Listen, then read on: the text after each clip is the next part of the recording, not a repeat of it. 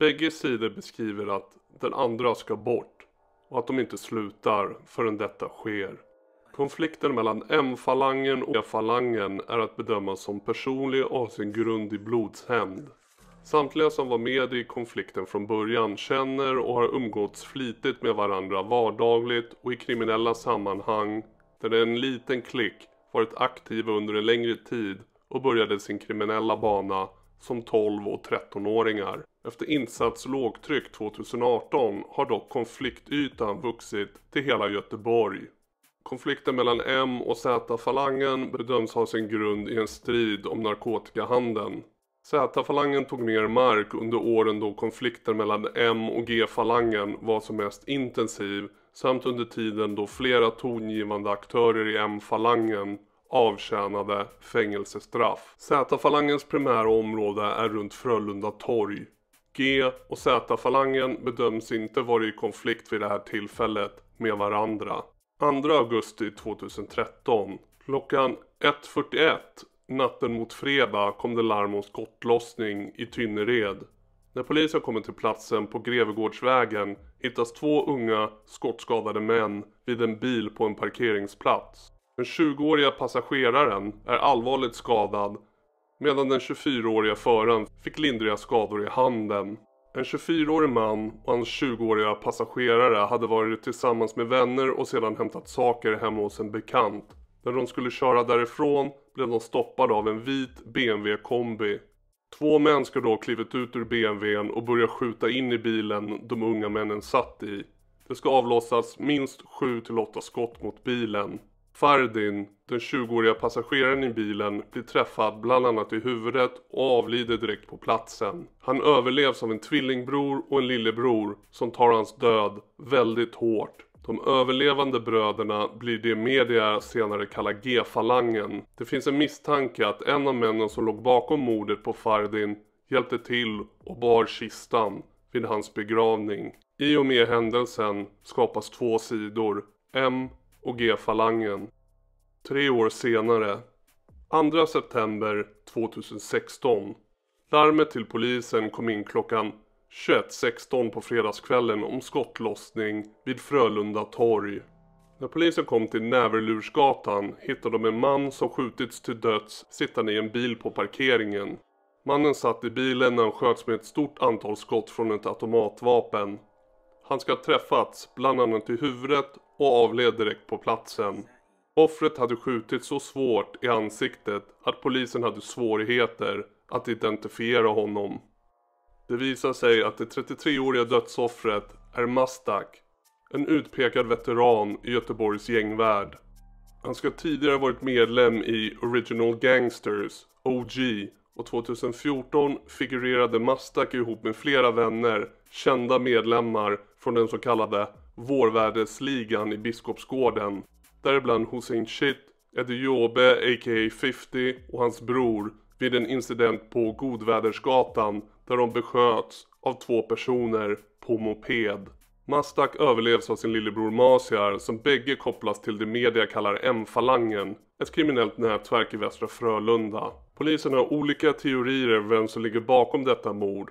Var det en hämnd efter sanningen om mordet 3 år tidigare på tvillingbrodern kom fram? Eventuellt skulle det röra sig om en man som tvillingbröderna hade misshandlat och som efteråt hade sökt hjälp hos Mastak.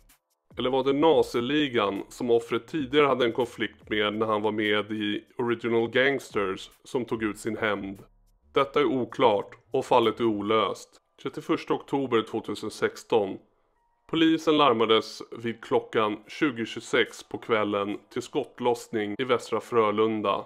Efter skottlossning på öppen gata vid en lekplats i ett bostadsområde på Briljantgatan så hittar polisen 2 personer skottskadade. Det är 2 bröder som endast är 16 och 20 år gamla. Den ena brodern konstateras död direkt på brottsplatsen medan den andra avlider i ambulansen på väg till sjukhuset. Ett dubbelmord. Enligt vittnen dök 2 maskerade män upp på en silverfärgad moped. Skytten avlossade minst 10 men upp till 20 skott och bägge bröderna träffades av flera skott vardera från ett och samma vapen. Dubbelmordet är en attack mot G-falangen. Då bröderna som mördades var kusiner till tvillingbröderna Farad och redan mördare Fardin. En 23-åring från M-falangen blev sedan på sannolika skäl misstänkt för dubbelmordet, men släpps sedan. 14 januari 2017. Klockan 12:30 natten mot lördag fick polisen larm om skottlossning vid Bronsyxegatan i Frölunda. En 23-årig man var på väg mot sin bil på en gata i Frölunda när det har kört fram en mörk bil med 2 personer i och en maskerad person avlossade flera skott mot honom. Efter de har avlossat skotten lämnar de misstänkta gärningsmännen platsen. Det är 23-åriga Kim som blir beskjuten med flera skott men skadas inte då skotten enbart träffade hans jacka. Kim kopplas då av polisen till G-falangen. 4 juni 2017. 24-åriga Kamel var anmäld som försvunnen. Han såg senast vid liv den 29 maj. Senare, 4 juni, hittades han ihjälskjuten med upp till 10 skott i skogen i Rudalen. Han hade vid försvinnandet flyttat till Angered, men han hade vuxit upp och bott i Tynnered större delen av sitt liv. Offret var kopplat till G-falangen. Offrets äldre bror togs hans brors mord väldigt hårt och blev därför en aktiv deltagare på G-falangens sida. 16 juni 2017. Klockan 1 på natten mot fredag fick polisen larm om en skjutning i ett bostadsområde vid en bensinmack i Västra Frölunda. När polisen kommer till platsen ligger en 27-årig livlös man på vägen. Han konstateras död på platsen och han har blivit träffad med flera skott. Vittnen som såg hela händelseförloppet berättar att det var 2 beväpnade män med automatvapen som sköt uppemot 20 skott och sedan lämnade platsen på moped. Detta bekräftas av övervakningsbilder. Skotten träffade förutom offret även i balkonger och fasader på bostadshusen runt omkring. Dödsoffret, 27-åriga Dawit, var en nära vän till den mördade Mastak och kopplad till M-falangen och är storebror till Daniel och Jonas. Dawits bröder tar hans mord mycket hårt och hämndbegäret växer. 24 augusti 2017. Larmet kom klockan 21:54 på torsdagskvällen om att flera skott ska avlossas i anslutning till Bergskristallparken i Frölunda. På platsen hittades en man utomhus, misshandlad och med skottskador. Flera vittnen har sett 2 unga mörkklädda män hoppa in i en mörk bil och försvinna från platsen. Det är en 25-årig man som är offret och han kopplas av polisen till M-falangen. 3 september 2017. Larmet om skjutningen på Björkhöjdsgatan i Tynnered kom till polisen 20:32 på söndagskvällen. En 19-årig man har blivit skjuten med minst 1 skott i övre delen av bröstkorgen vid en förskola och blir allvarligt skadad. Medan 3 andra personer i samma ålder uppges ha blivit misshandlade på platsen med en pistol. 19-åringen förs akut till sjukhus där han blir nersövd. Han överlever mordförsöket. Offret, 19-åriga Tian, kopplas till M-falangen. 16 april 2018. Det var klockan 22:59 på måndagskvällen det första samtalet om skottlossning på Briljantgatan i Tynnered kom. Några har avlossat minst 5 skott mot en lägenhet och flera personer ska ha sprungit från platsen i samband med skottlossningen. Det hittades flera tomhylsor och sedan hittades minst 2 skotthål i ett fönster. Sönerna till familjen som bor i lägenheten är kopplade till M-falangen. 22 april 2018. Larmet kom in till polisen vid 22:42 under söndagskvällen att någon har skjutit flera skott mot en bil i anslutning till Askimsbadet. Polisen kommer till brottsplatsen men hittade inte några skadade personer. Däremot hittade man tomhylsor och en bil som har blivit beskjuten med automatkarbin. En man kommer senare under natten till sjukhuset och söker vård för en skottskada i ena benet. Det är Kim och Rabbi som är kopplade till G-falangen som har blivit beskjutna. 28 maj 2018. Klockan 19:35 på Smyckegatan i Västra Frölunda inkommer larm om skottlossning. Vittnen har sett och hört att det skjutits minst 4-5 skott och att en bil och en MC lämnar platsen. Kort efter inträffar en trafikolycka på Näsetvägen då en Saab medvetet kör över på motsatt körbana och frontalkrockar med en MC. MC:n har falska skyltar men det är mycket troligt att Kim från G-falangen är ägaren till den. 2 personer lämnar Saaben och blir upphämtade av en annan bil. En av personerna som satt på MC:n ligger kvar, då 26-åriga Rabbi. En svart bil stannar och en person går fram och muddrar den skadade, tar ett vapen och lämnar sedan platsen i den bil han kom med. Ett vittne ska ha känt igen personen som tog vapnet som Kim. Den andra på MC:n är enligt uppgifter då 28-åriga Diar, som senare blev avsläppt på akuten vid ett sjukhus. Diar kom till sjukhuset och opereras akut och hans mjälte tas bort och han har skador på en njure. Rabbi får vård för skottskador och frakturer från krocken. Han har 3 skottskador i benet. Samtal inkommer efter skjutningen och mordförsöket att 2 personer lämnat en bil med skotthål i motorhuven i Åkered. I bilen hittas en iPhone, en tomhylsa och en patron hittas i närheten. Under natten kommer Masiar från M-falangen till polisstationen för att anmäla att någon skjutit mot hans bil. Då 24-åriga Kim greps senare för grovt vapenbrott då han efter krocken dök upp på platsen och plockade åt sig ett vapen. Då 33-åriga Masiar från M-falangen förhördes som målsägande när det gäller den första skjutningen. Masiar är lillebror till Mastak som mördades tidigare i konflikten. I tingsrätten fick 2 av de inblandade från G-falangen fängelsestraff. Rabbi dömdes som skytten i den inledande situationen på Smyckegatan till 3 års fängelse för grovt vapenbrott, medan Kim dömdes för grovt vapenbrott och grovt skyddande av brottsling till fängelse i 2 år och 3 månader. Rabbi och Diar var från början också misstänkta för försök till mord, men det kunde inte bevisas. Framförallt på grund av att den misstänkta måltavlan, Masiar, inte medverkade i polisens utredning. Hösten 2018, ärende lågtryck. Polisen genomför en större insats för att stoppa det pågående och eskalerande våldet i området. Detta resulterar i att flera från M-falangen får fängelsestraff för grova vapenbrott. 19 mars 2019. Vid 18:30-tiden på tisdagskvällen fick polisen in larm att en bil brann vid Marconihallen i Västra Frölunda. BMWn hade börjat ryka och sedan small det till mitt under bilfärden. Händelsen anses vara ett mordförsök. En då 27-årig man, Tarek från Stockholm, utpekat som bombmakare, ska ha varit den som konstruerade bilbomben som riktades mot Ziad, ledaren för Z-falangen. Tarek knyts till bomben med DNA och döms till 14 års fängelse av Göteborgs tingsrätt. M-falangen anses ha beställt sprängdådet. 15 april 2019. På söndagskvällen kommer det in larm om skottlossning på Fullblodsgatan i Åby i Mölndal. En bil blir beskjuten på en parkering av maskerade personer som färdades i en annan bil. Båda bilarna hade lämnat platsen när polisen kom och hittade tomhylsor. Vid 19:40-tiden meddelade polisen att den bil som blev beskjuten har påträffats. De som sköt var personer ur G-falangen och det är Simon, kopplat till M-falangen, som blir beskjuten.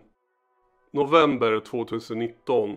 Flera ledande ur G-falangen häktades och döms av dansk domstol till fängelse för att ha planerat ett rån mot värdetransportföretaget Loomis tillsammans med en 51-årig fransman som tidigare varit inblandad i det som kallas Danmarks största rån genom tiderna.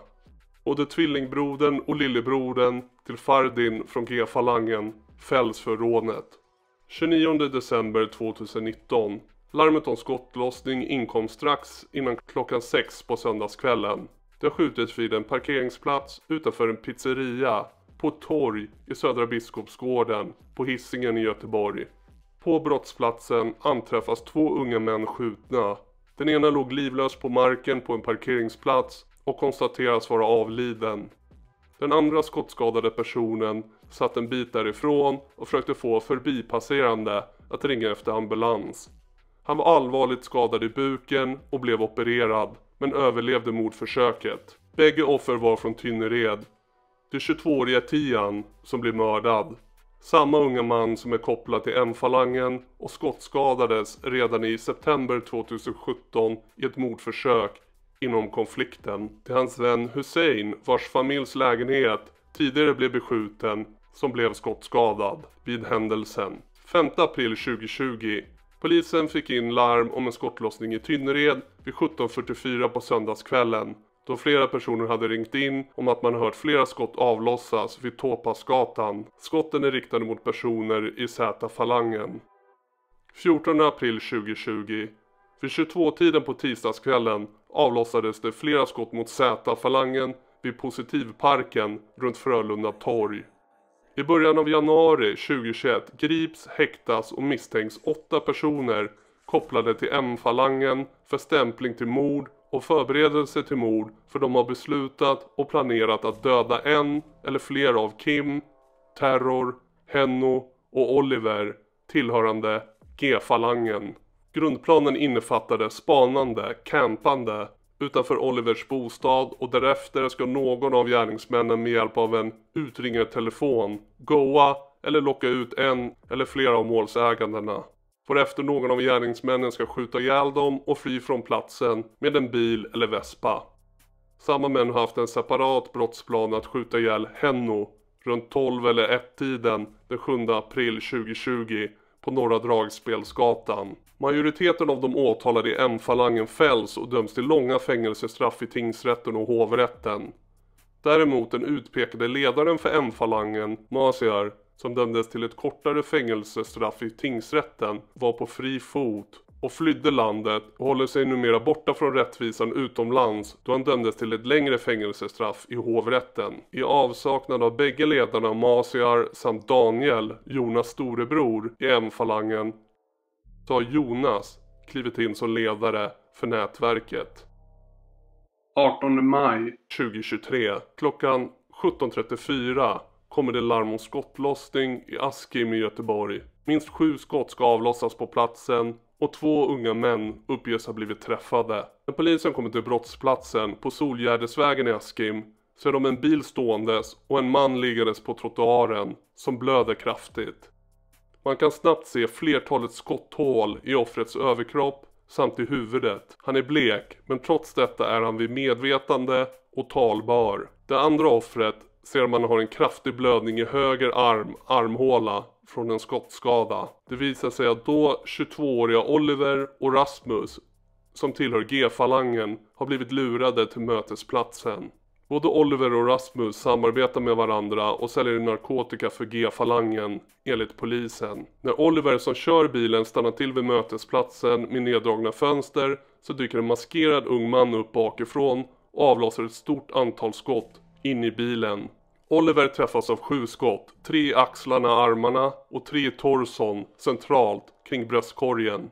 Oliver är även skjuten i huvudet. Detta upptäcktes först på röntgen och enligt en läkare så är ingångshålet i höjd med vänster öra och kulan ska då ha passerat mellan käke och hjärnan utan att träffa något vitalt och sedan också stannat i munnen på Oliver. Rasmus träffas med ett skott i högra armen och klarar sig med lindriga skador. Oliver blir allvarligt skadad men överlever mordförsöket. Läkarna beskriver att Oliver överlever detta är en oerhörd änglavakt, och då är oerhörd inte ett tillräckligt starkt ord. Mordförsöken kopplas av åklagaren som sagt till den pågående gängkonflikten i Frölunda och Tynnered.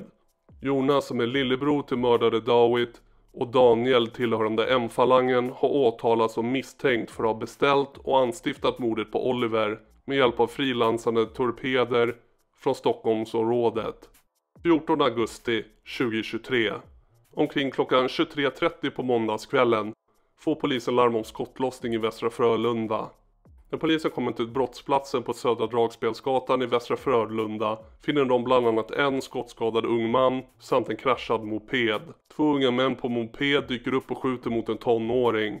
Offret träffas med ett skott i låret och blir allvarligt skadad, men överlever. Efter skjutningen försökte de 2 gärningsmännen fly från platsen på motorcykeln. Offrets vän som nyss släppt av honom på platsen kör på gärningsmännen med sin bil.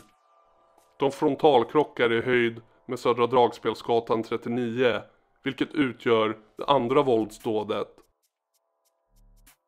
Föraren bestämde sig att springa från platsen där krocken ägt rum. Då skedde det 3:e mordförsöket. Gärningsmännen på MC:n uppges ha hunnit ladda om sitt vapen och sköt mot offrets vän. Samtidigt som offrets vän springandes försökte lämna platsen. Inget av skotten träffade dock offrets vän eller någon annan. men det fångades på video. När polisen kom till platsen var det ett flertal gängkriminella kopplade till Z-falangen där. Offret som sköts i låret och hittades i närheten av ett vapen kopplas av polisen till den så kallade Z-falangen som är hemmahörande runt Frölunda torg. Enligt polisen har gärningsmännen lösa kopplingar till den så kallade G-falangen, men enligt polisen flyter de runt i gängmiljöerna i Göteborg och är av den anledningen svårplacerade. Att detta mordförsök skulle vara en hämndaktion är en teori som framgår även av polisens utredningsmaterial. 5 dygn innan mordförsöken den 14 augusti skedde en gruppmisshandel inne på Torggrillen på Nävelursgatan där en av gärningsmännen och en annan vän attackerades, då personer från Z-falangen och även offret som sköts den 14 augusti deltog. Alla händelser inom konflikten har inte tagits upp och konflikterna är pågående.